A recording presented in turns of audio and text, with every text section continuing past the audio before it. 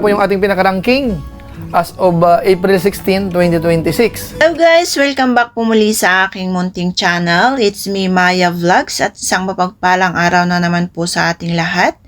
So, ayan, for today's video is muli po nating mapapanood or alamin kung sino po ang nasa top 8 most viewed charity vloggers sa Pilipinas, no? And alamin natin kung sino yung nasa top 8 last month nung March, ay sila pa rin ba ang nasa top 8 sa ngayon. So ngayon ating panoorin or ating alamin kung sino ang nanatili at kung sino po yung bumaba. And meron din pong umakyat na isa dito. So, ngayon kilalanin natin kung sino-sino po yung nasa top 8 most viewed charity vlogger. And ayan, bago po natin simulan yung video, so ayan, pa-subscribe naman po ang ating channel. Kung hindi pa po kayo nakapag-subscribe, ayan, pa-subscribe na rin po. At syempre, sa ama at founder ng Kalingap na si Kuya Val Santos Matubang, Kalingap Rab, at Edna Vlog, Jack Tapia Matubang, at sa lahat po ng Kalingap partners, Kalingap Reactors, ayan, mga ambassadress natin na naka-base sa mga landing pads, ayan, support po natin sila. And ayan, yung clip na ito na mapapanood natin ngayon is galing po ito kay Sir July. At kung hindi pa po kayo nakapag-subscribe kay Sir July, ayan, pa-subscribe din po yung kanyang YouTube channel. Ito po siya. So ayan, panoorin po natin yung video, guys. Ito po yung ating pinaka-ranking as of April 16, 2026. Bali, base yan sa 30 days time. Sa ngayon po, ang nangunguna ay si Daddy Frankie pa rin po. Meron po siyang 36 million views. So, malaki po yan. Tapos yung pangalawa po ay si Pugong Biyahero, 17 million views. Pangatlo, Kalingap Rab, 12 million views. Pang-apat, Ruel of Malalag, 9.9 million views. Pang-lima, Kuya Val Santos Matubang, 4.5 million views. Pang-anim, Lori Aquino Talita, 3.2 million views. Pang-pito, Tekram, 2.6 million views. Tapos pang-walo, Kalingap Tahanan, 2.5 million views. Ito pong tatlo, halos magkakadikit po sila. Something lang po ang difference niyan. Kasi ang nasa rank 9 po natin, si Pinoy Equatorial, 2.5 million views din po yan. Lamang pa lang po ng butal o konting points si Kalingap Tahanan. Pang-10 po, Kalingap Edo, 2.5 million views. Pang-11, Marcos TV Channel, 2.3 million views. At saka yung pang-12 natin, Archie Hilario.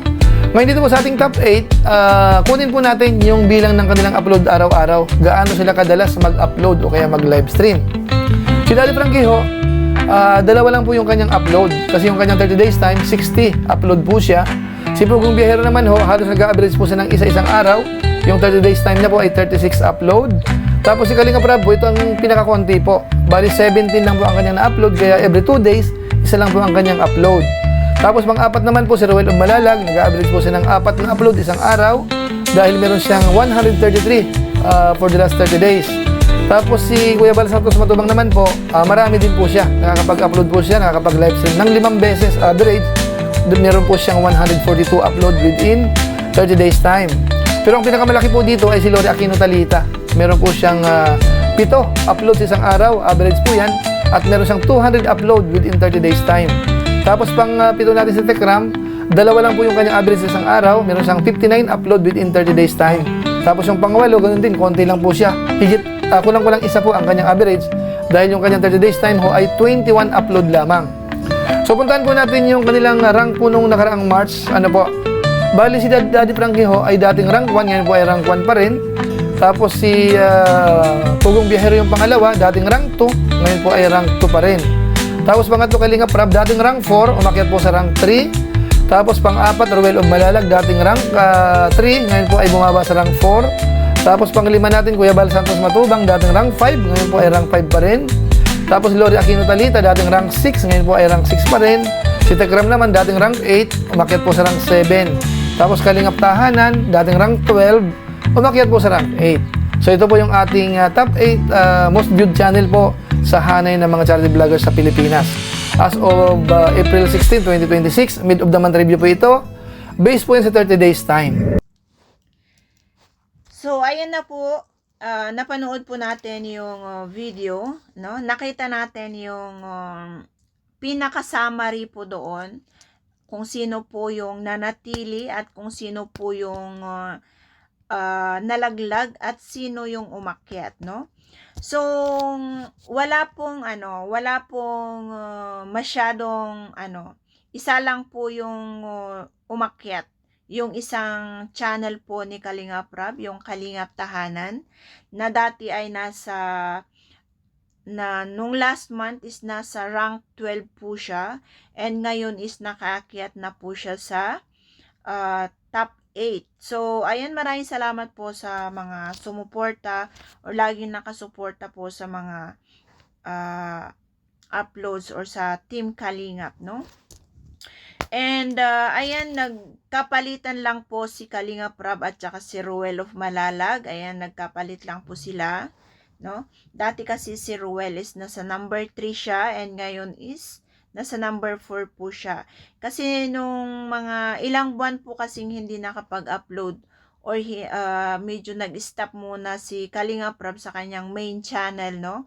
Kaya medyo medyo bumaba po yung kanyang ranko. Pero okay pa rin naman po yung kanyang mga subscriber, mga viewers, ayan, okay pa naman po. At saka yung mga views niya.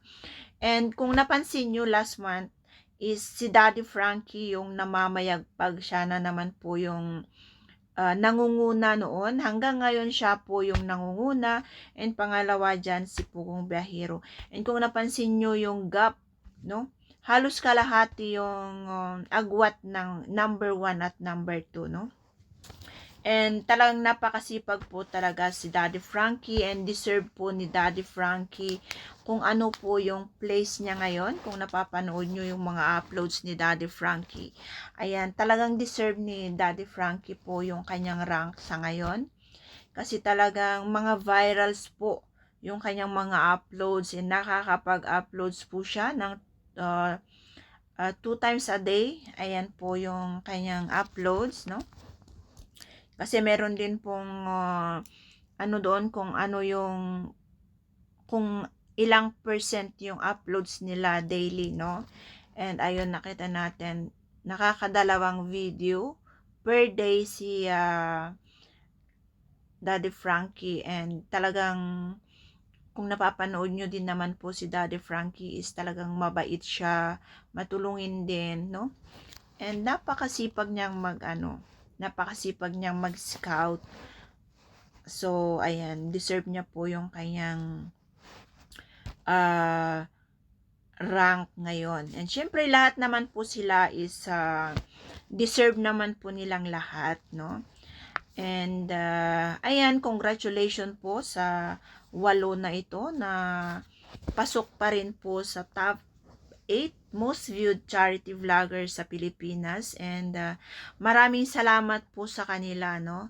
Kasi dahil po sa kanila is marami pong buhay ang nababago, and marami talaga silang natutulungan, no?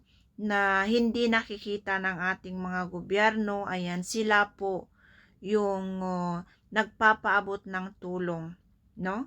Kaya saludo pa rin po ako sa mga charity vloggers natin na mga ito, kasi sobrang mababait sila, and sila po yung ginagamit ni Lord para makarating sa mga nangangailangan, sa mga pamilyang nangangailangan na hindi talaga nakikita ng ating mga gobyerno. At ayan, natin pong abangan ulit next month kung sino naman po ang mananatili at sino naman po yung bababa, no? Kaya ayan, tuloy lang po natin silang suportahan para po mas marami pa pong matutulungan na nangangailangan, lalong-lalo na sa mga kabataan na gustong makapagtapos sa kanilang pag-aaral, ayan, sa mga senior citizen, ayan, at saka yung mga yung mga taong may sakit na hindi na talaga nila kayang ipagamot dahil walang-wala po sila, no? Kaya ayan, tuloy lang po natin silang suportahan. At ayan po yung update ngayong April, ayan. And maraming salamat po sa pagsubaybay sa aking mga reaction video. Ayan, thank you so much. Bye-bye and God bless.